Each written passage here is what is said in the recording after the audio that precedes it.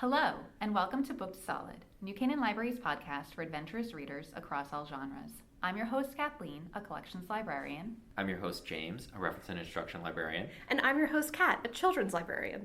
And today we are discussing The God of the Woods by Liz Moore. We will be spoiling this book in its entirety, and it is a mystery, so I would recommend that if you're interested in reading this book, you definitely go and read it before we spoil it right now in the summary. It is August 1975. A camper has disappeared from Camp Emerson, an elite summer camp in the Adirondacks. The missing child is 13-year-old Barbara Van Laar, the daughter of the wealthy family that owns the camp and the land that both the family's summer retreat and the camp are built on. Disturbingly, this isn't the first time a Van Laar child has gone missing in these woods. 8-year-old Bear Van Laar, Barbara's older brother, vanished years earlier. Suspicion of foul play for that disappearance focused on a man named Carl Stoddard, a gardener and groundskeeper for the Van Laars and a volunteer firefighter. But as he died of natural causes while in police custody, much of the event remained a disturbing mystery. Now, with another Van Laar missing and the community in an uproar, the police have identified a dizzying array of suspects, ranging from people like Barbara's cabin counselor Louise, camp director TJ, and the Van Laar family themselves, all the way to people like Jacob Sluter, a legendary and currently escaped murderer who is known to stalk the area. Police investigator Judy Luptak must navigate through witness testimony, misdirection, sexism, and years-old deception to figure out what happened to Barbara, and in doing so uncover the dark secrets of the Van Laars and the answer to what happened to Bear all those years ago. So what happened? After much investigation, dead ends, and misdirection, it is revealed that Bear Van Laar is dead, as Judy discovers through successful interrogations of a recently recaptured Jacob Sluter, who did not kill the boy, but did see a man burying the child's body.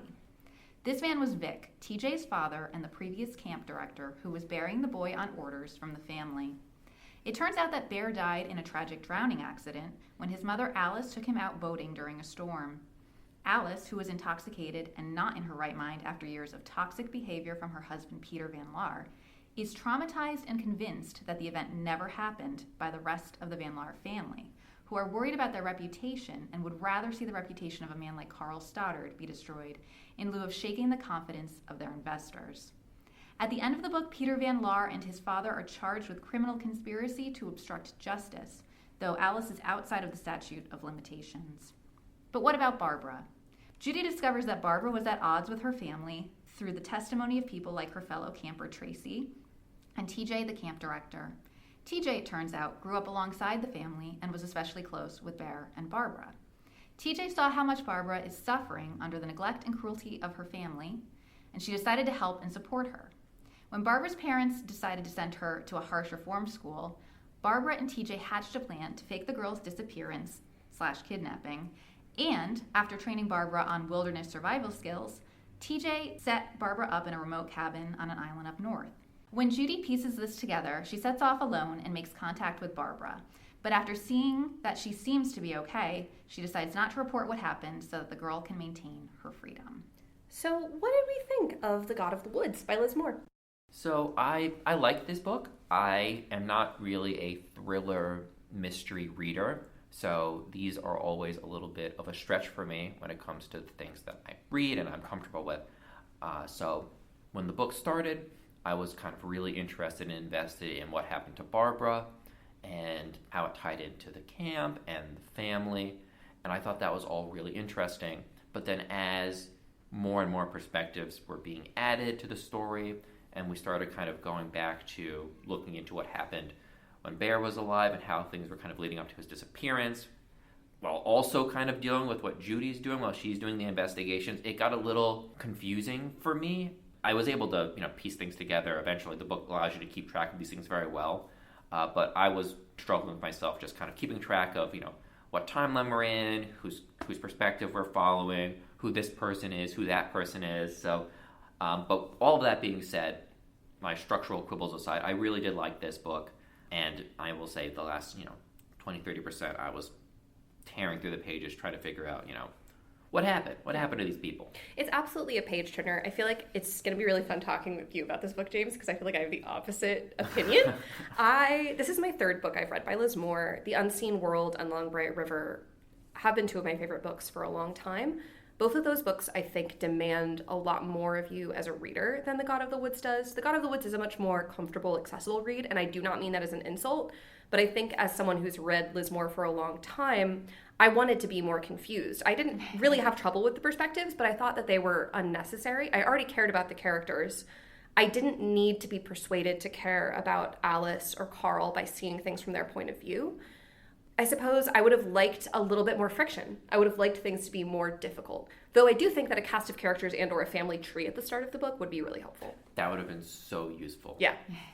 Kathleen, what did you think? You know what? I think you guys expected me to be the go-to thriller person. So I'm just going to admit, I think I read fewer thrillers than you think I do.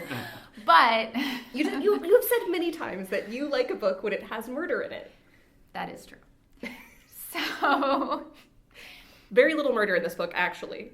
So I will say that one thing that I struggle with thrillers a lot of times is that I am immediately intrigued by whatever the synopsis is. And then as I get into it, I'm disappointed a lot of times. So one thing that I will say about this book is that I did not feel disappointed at the end. So I think that is a great way to come out of a thriller. I enjoyed this one. My biggest quibble was over the multiple perspectives. I'm not a big fan of that in general, so that was the biggest learning curve for me, I think, getting into the book. I would pick it up and put it down more so at the beginning, and then maybe around the halfway mark, I was all in. So I think for me, I thought it really worked well as a thriller. I also liked that it was a great character study, and by the end, I did feel satisfied. I really enjoyed it and had a great time with it, and just it is, I think, a fun book to talk about just because when you finish it, you're immediately like, okay, what happened? What did you guys think? Did you see that coming? And I'm really excited to get to finally do that. I definitely want to talk a little bit about the idea of like a literary thriller or a literary mystery and its relationship to genre, like what you might call like a true mystery. I used to read a lot more mystery than I do now, but I think in some ways it's a false dichotomy. My understanding, you can both jump in, is that a literary thriller usually has a lot more emphasis on prose, a lot more emphasis on sort of pushing the form and subverting expectation, and a lot less emphasis on catharsis, which is why when I finished The God of the Woods, I said, to me this isn't a literary mystery because everything wraps up very, very neatly. And in my experience, having read a few literary mystery/thrillers, there's a lot more frustration, there's a lot more unease. I think definitely that I was thinking going in that it might be more open-ended. We have a lot of clues as I'm reading it. I'm already sort of jumping to the conclusions that the characters are jumping to a little bit later. So those pieces are falling into place. I think that's a real testament to her writing, that I can see all of those puzzle pieces kind of slotted together maybe right before you get a perspective chapter from, say, Judy investigating it and putting those things together. So it almost feels like maybe you don't need absolutely everything explained. Maybe you don't need to have her set eyes on Barbara in the flesh at the end. Like maybe it's enough to have those inklings of what may have happened and how it may have worked out. So I think maybe it would have been more interesting to see it as a more open-ended story. But at the same time, I wasn't disappointed in how it came together. I do think it is bridging that gap between more of a literary fiction type story and then the satisfying mystery, which I think is why it's done so well. And I think as well, like when I say genre, sort of true mystery or genre mystery, I don't mean less difficult to write. I think Liz Moore is an incredibly skilled writer, and having a book that builds this kind of momentum where you do kind of feel the pieces setting into place is an incredibly difficult thing to do. It is kind of like clockwork almost.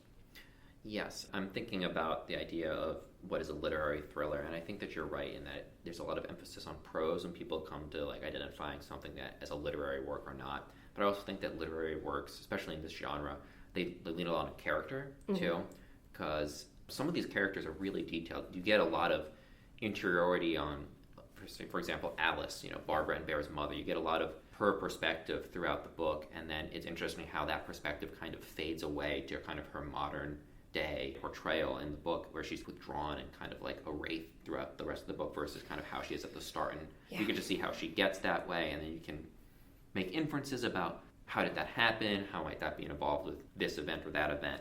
And I really did enjoy that. And I feel like that's definitely points for it being on the more literary end. But then, as you said, too, everything does really wrap up nicely. There's really no...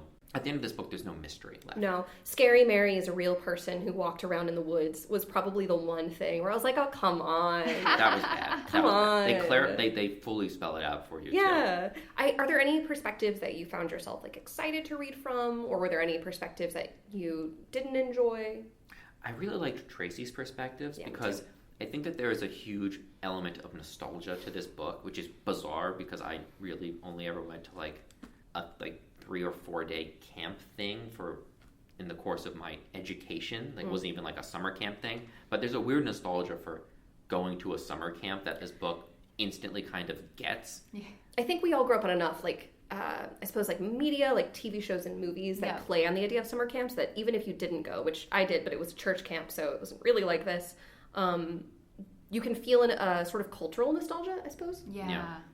Tracy was also one of my favorite perspectives. I think that Liz Moore writes 13-year-olds really well. One of the moments that really stuck out to me on reading was when Louise reflects on how the 13-year-old girls, when the boys aren't there, become more gregarious, they become more childlike, they don't feel like they have to put on kind of a performance. And that just really took me back to being 13. Yeah. I think sometimes people write 13-year-olds like they're much older. Barbara certainly reads like she's a bit older than 13, but I think that that's partially on purpose to play with that trope. And partially because of her experiences, honestly. It's so funny to me because I was wondering if you guys were going to have completely different characters. I was thinking, is it weird that I'm picking Tracy? But that perspective is absolutely... I mean, I think as you said, Kat, Liz Moore obviously does write young characters very well. I also I think it really puts you in the action with Barbara. I mean, I think one of the things is when you have a character who goes missing, a lot of times... in a mystery, you might just feel bad about the circumstances that, oh, it's terrible that this young girl has gone missing, but you don't necessarily feel strongly about who that character is. So one of the things I like about Tracy's perspective is you get a lot of insight into Barbara as a person, and it's written through that lens of Tracy's love for Barbara. So I think you are able to develop so much more of an affection for her, even though she's technically gone at the beginning of the novel. So I really thought that was very...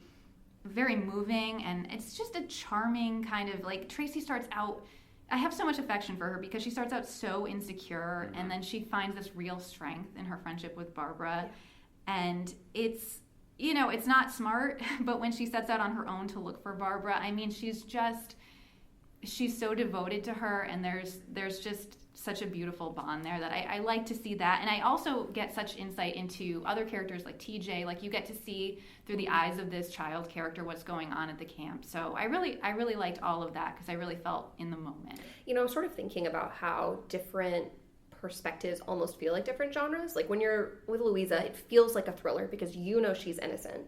Yes. And people are putting the blame on her. And when you're with Alice, it does feel like a slow period novel. Yeah. Which is why the momentum kind of feels like it comes to a stop.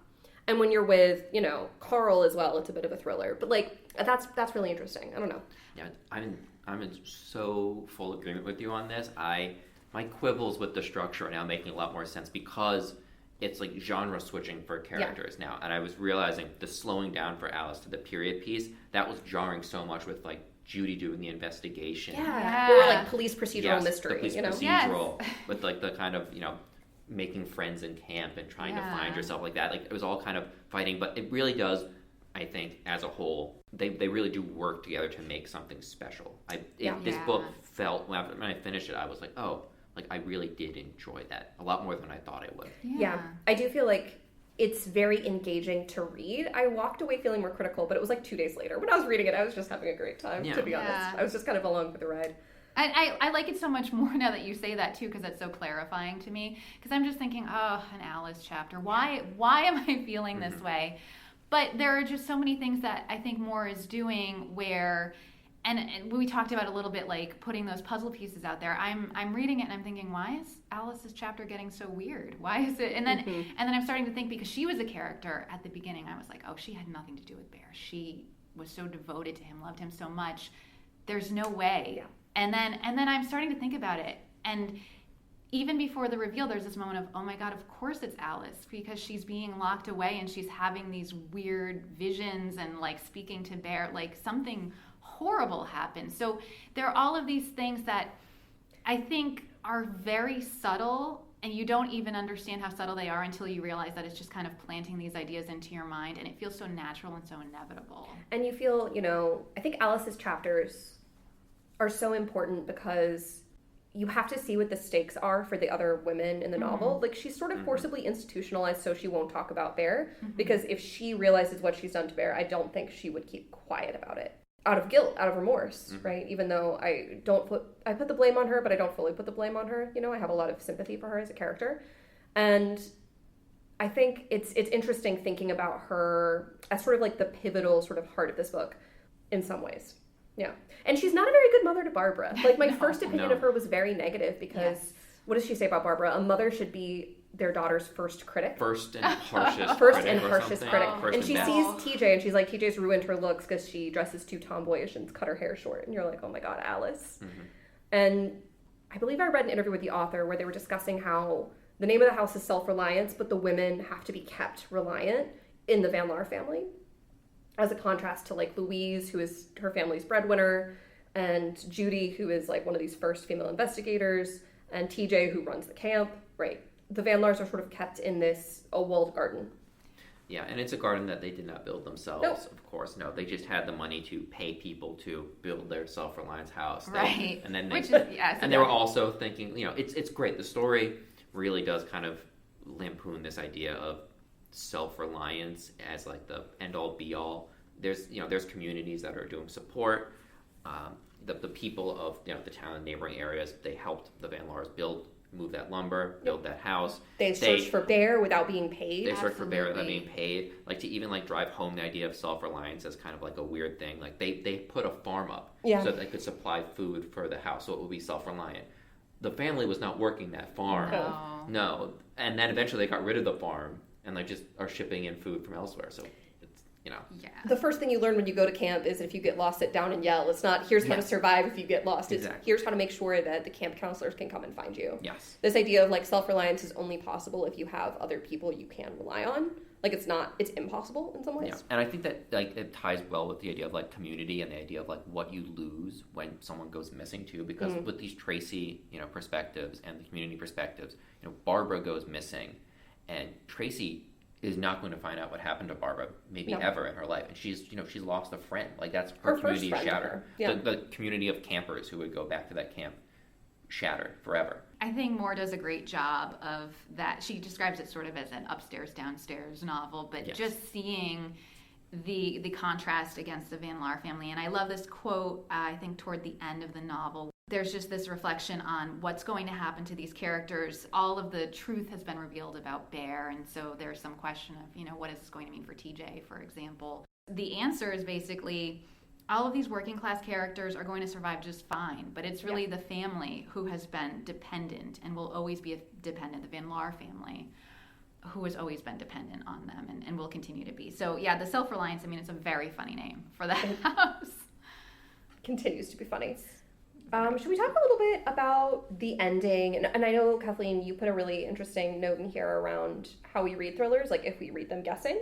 Because I tend to just kind of let the story unfold. I'm not actively trying to figure out who did what. So I, in some sort of delusion, I guess, think I'm going to help the characters. I need to know. That's very You're going to figure it out. I realized this will not change anything, but I like to have, like the little puzzle aspect of like, can I figure it out? And so one of the things that I did enjoy about this novel is I could see those puzzle pieces. I could think that's going to mean something later. I don't know what it is, but when Barbara cuts herself at the camp when they are trying to survive in the woods overnight, I was like, this is something. I don't know what it is, but this is something. So I thought there were like a breadcrumb trail. There were lots of little things where I would just file them away in my mind, and I would say, this is going to mean something later on. So I wouldn't say, I found this perfectly guessable, and it wasn't obvious, which I think is nice. It just felt right. Yeah. And but I do like to play along a little bit. I tend to read books like this in a way that probably nobody intends, which is I just kind of turn the pages until the book is over. Whoa, do you read the words? I do, of course. Nice. Yes, I read the words, but but that happens. I don't think they care. I tend to not engage in a lot of like theory crafting and guessing on who did this and who's a suspect. I just kind of trust in the author to take me there, which sounds pretty normal, and then you think about it for like a second and you're like, wait a minute, is he engaging with this book at all? But I am. But It's hard for me to... It's a trust fall for you. Yes. I hope that the author will be able to make it all kind of catch it all at the end, and it does. It's really interesting because I read this book for the first time last summer, and I did not do any theory crafting at all. Like I with James, I just kind of like, the book will take me there. I'm just enjoying the ride. And then reading it the second time, I was like, I want to find all the little clues that she left. And like one of my favorite moments on rereading was actually towards the start of the book when Alice tells TJ that Barbara's joining the camp for the summer, and TJ's like, well, there's no room. And I'm like, why would TJ say this? Because they already, it seems to me, have a plan to spirit Barbara away. And I think it's to deflect suspicion later. She can't look too eager to take Barbara into the camp at the start. Now that you mentioned that, I do tend to, when I read these books, like Mysteries and Throws, read them a second time, I will theory craft the second time. But the first time through... Yeah! I think it's so much more fun to theory craft the second time through. Yeah. I will say one other thing about the ending, or I guess this is more about the perspectives as we lead up to the ending, is I felt it was a little too neat to have the serial killer also be the guy who knew what happened with Bear. I would have liked Alice to come to that revelation herself. I know that the serial killer is there because there was a real historical guy, but to me he felt very extraneous. He's a nice red herring, but I really didn't care about his perspective. I would have been more interested if he sort of haunted the background of the book. Yeah. As a commentary on sexism, because most of the serial killers of the 70s and today are very motivated by misogyny, which is one of the biggest themes of this book, for sure, by sexism. And I didn't need his perspective to be convinced of his villainy. Yeah, I felt like most of his chapters were just kind of... They're there to make you a little spooked, a little scared. They're a little scary, but, there's no way, reading this book, I've read other books before, there's no way he's going to be the guy who did it. No. In no world is he the guy who did it. He's still awful. We still don't like him. But I would have preferred, we see him in the newspaper, and I would have liked him to stay in the newspaper. I just think that would have been a more interesting choice to me, which is not to say that Liz Moore did the wrong thing by writing. Yeah. But he's also a little too, Hannibal Lecter-y for me, because he's like, I'll only talk to Judy, and, I won't do this, but I'll show you where the body is. Of course. Like, oh, my gosh. Really? Yeah, he was definitely not one of my favorite characters to check in on. A little over the top. He was a little over the top. I do like your idea, Kat. I do think that it is fun. Like her motivation for putting him in, I totally get that boogeyman type thing. She does a lot with the urban legends, which I think is a huge part of camp. You are going to be telling spooky stories around the camp. And that's why I didn't like it, because the thing about camp legends that are so good is that you don't know where they came from. Yeah. And then it's like, well, the Scary Mary is the woman who walks in the woods. Like, no, just let her be Scary Mary. Or let us figure that out ourselves. Yes! Let us put it together. I do like the idea. I think that is a nice touch of maybe just having very lightly, Carl's wife's name is Marianne. Oh, there's a character named Scary Mary. Little things where you could maybe have your own theory at the end of the book and say, I think Scary Mary is this person. I'll never know for sure. I think that would have worked better for me. Yeah. But I do like the overall idea of the urban legend. So I'm not going to be too critical because I still thought it was fun. I do think that it wraps up too neatly. Too neatly. I do wish John Paul McClellan had it coming. That would have been fine with me. Yeah, I'm happy that he, got in trouble for the stuff he did. Yeah. I'm excited that he didn't get away with it. I'm excited he didn't get away with it. Yeah. That is one of the fantasies, I suppose, and the catharsis of the mystery is this idea that the people who did wrong will in some way, justice will be served.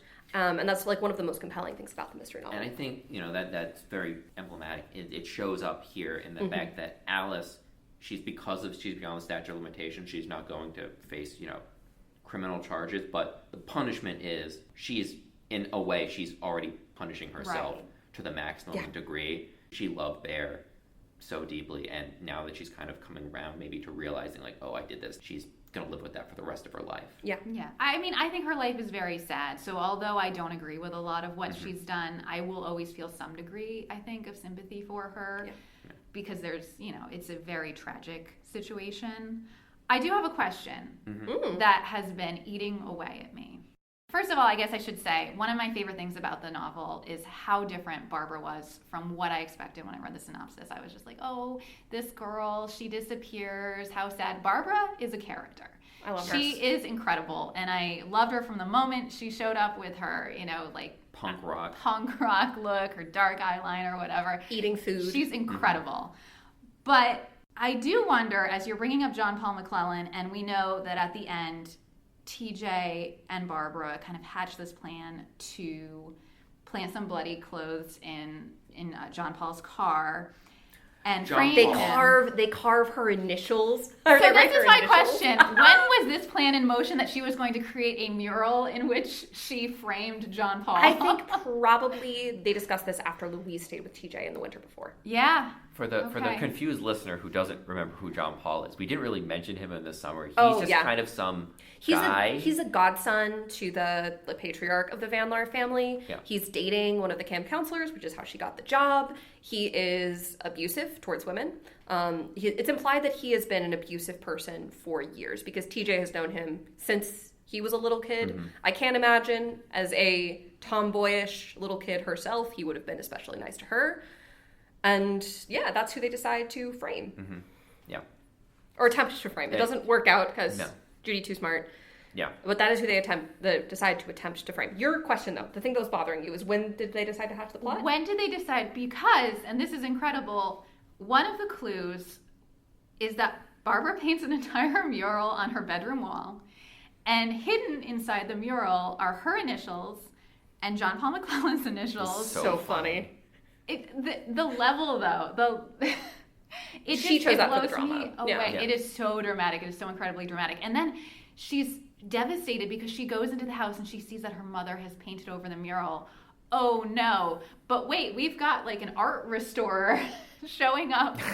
I think it's a little over the top and absurd, but I do like these flourishes because they are so fun. It makes sense that it's over the top and absurd because in this case, a 13-year-old did it. is like, I have an idea. I do not think that was TJ's idea. No. I just want to say for the record. TJ's like, let's just do the clothes. Right. And Barbara's And like, I'm Barbara's going to like, make no, the mural. I got it, yeah. And I'm going to tell my little sweet roommate every night that I'm going to see my boyfriend. Yeah. Right.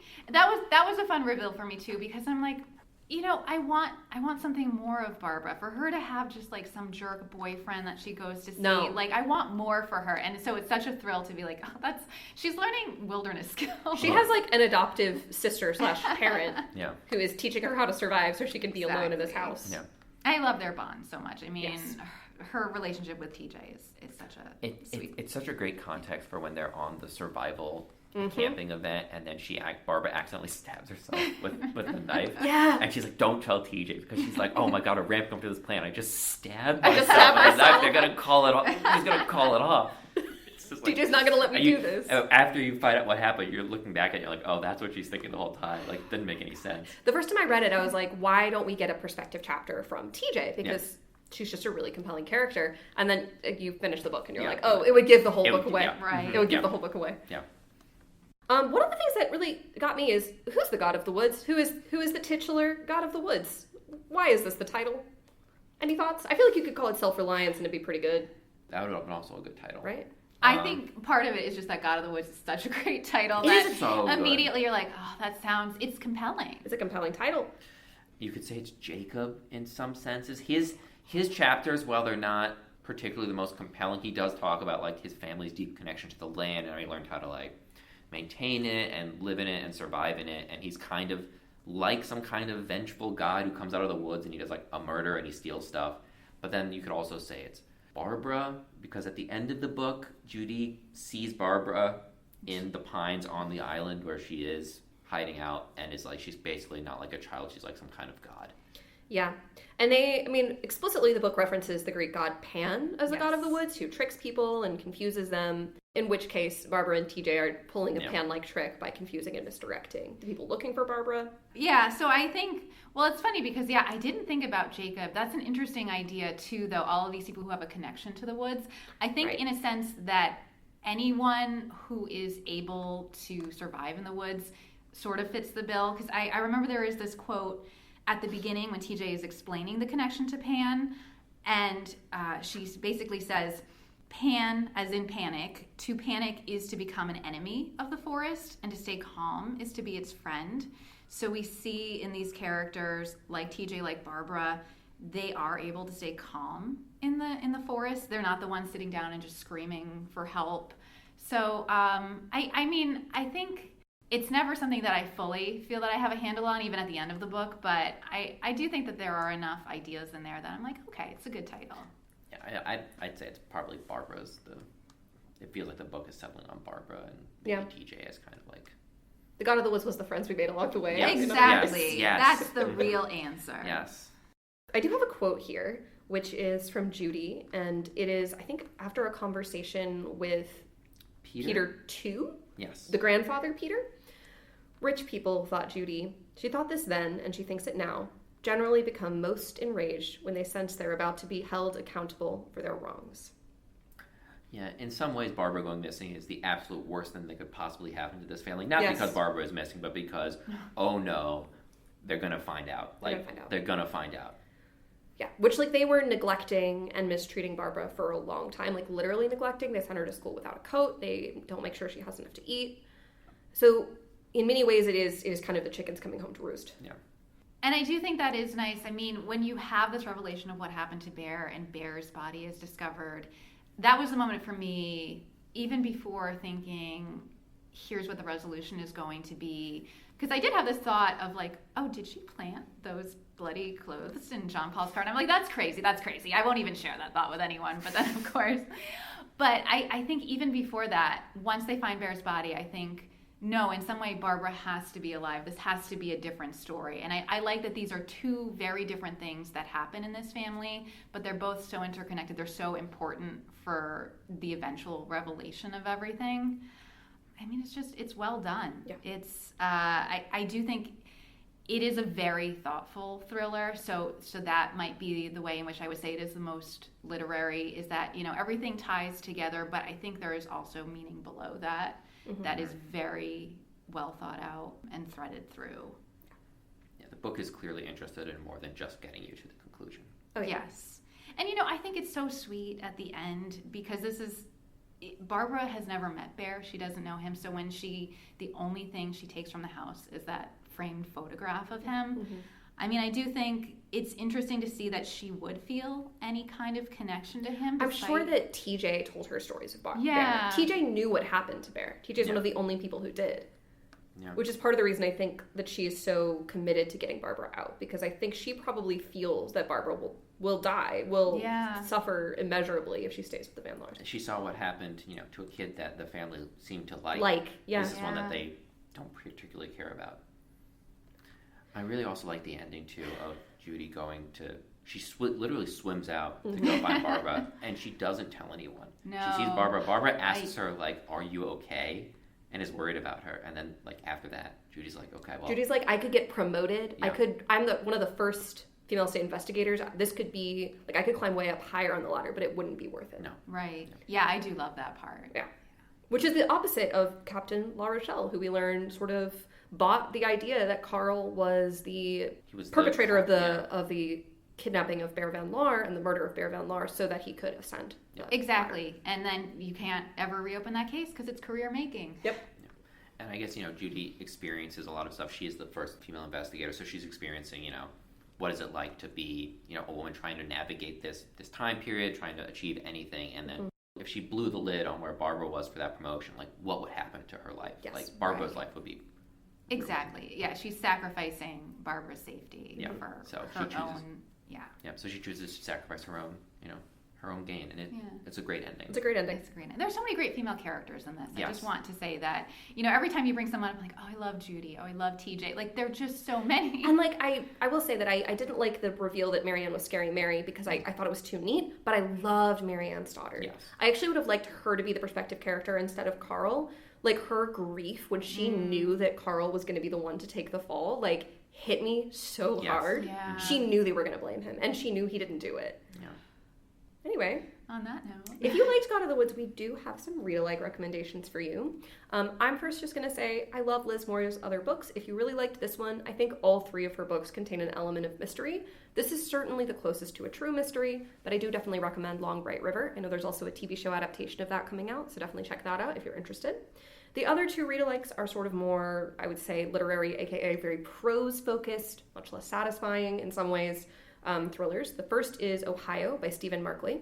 This follows 4 former high school classmates who are reuniting in their small Ohio hometown in 2013. This small town is actually called New Canaan, which is kind of fun, and it has suffered a lot since it's become part of the Rust Belt. A lot of the factories have left. There's a lot of people who've lost their jobs, and one of these 4 former high school classmates has a bomb strapped to the bottom of his undercarriage. It is much more difficult to read in terms of the prose is a lot more demanding than Liz Moore, but it's very propulsive and exciting. The other is Penance by Eliza Clark. The setup of this book is that you are reading a book by a disgraced true crime journalist that was pulled before publication due to allegations coming out that he manipulated and coerced the witnesses and made stuff up, basically. And then you get to read what he wrote, which is, of course, all Eliza Clark's writing. And it is so compelling and interesting. You forget that he is disgraced and that he made a lot of stuff up. And then you get to the ending and you read an interview where it's sort of revealed what he did to get this information. And sort of the catharsis that you experience reading his book is sort of taken away, and you're thinking about the relationship essentially between true crime and people who read it sort of casually. It's a very interesting book, and I would say very thoughtful. If you're looking for something a bit more frustrating, or well, I suppose something that has a lot more friction, I really love this book, and I think it's really smart. That sounds fascinating to pick that one up. Mm-hmm. All right, so I'm going to start with another literary mystery. I wanted to recommend What Happened to Ruthie Ramirez by Claire Jimenez. I, first of all, just really loved the writing in this and was going to find a way to recommend it somewhere, somehow. So I think this one does tie in nicely, though. It's kind of an interesting counterpoint to God of the Woods. This is similarly a multiple perspective story, but in this case, the question is what happens when the missing girl is not rich or white, like Barbara Van Laar, and instead is this girl, Ruthie Ramirez, who disappears when she's around the same age after track practice, and the family just does not know what happened to her. And so, in fact, they don't know for many years. So this takes place, I think, in the 90s, and then we jump to 2008, when most of the story takes place, and they've been fractured. They've been completely destroyed by the disappearance of the middle child in this family, until one night, one of her sisters, her youngest sister, who is back home from college, it's the financial crisis, she doesn't have any of the things that she thought she would have. She doesn't have her sister with her. She doesn't have the job she thought she would have. And she sees on a late night reality show called Catfight a girl who looks just like her sister Ruthie, and so she starts to think, is Ruthie alive out there, and is she on a reality show called Catfight? It's funny because it talks about all of the terrible things of what this does to a family, and it balances it with just really funny writing. So I just thought it was so thoughtful, so immersive. It is just really well written, and I loved it so much. So I wanted to recommend that. And sounds so good. Yeah, you should absolutely pick it up if you like. It's, it has that mystery element, but it also is very much a literary fiction story, beautifully written.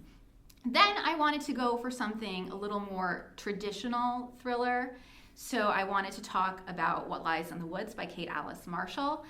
First of all, it takes place in the woods. So if you like the setting of God of the Woods, if you want more about teen girls in the woods, in this case, they are They've started playing their own like game over the summer called the Goddess Game, which has, all of these different rituals and things, and just the kind of world you live in when you're around like 13 years old. Except everything comes to an end dramatically and very terribly when one of the girls is attacked. She's stabbed 17 times, but lives, and she's able to identify the man who hurt her.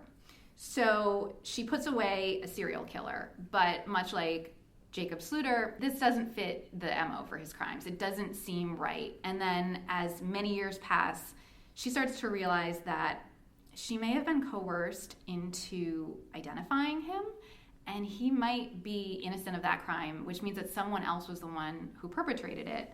And as she tries to dig further into that, she realizes that whoever that is still out there, and they want to stop her from uncovering the truth. So, it's intense, thrilling stuff. And, if you like lots of twists and turns, it's definitely got those. It's a lot of fun. So I would definitely recommend that as well. If you're looking for your thriller fix, read it in one night at a breakneck pace. Nice. So, what's next for the podcast? Well, we have our summer reading episode, so you can look forward to that if you want to get an idea of what we've been reading and what we're excited to read in the future. All right. Thanks for listening, everyone. Thanks for listening. Thank you.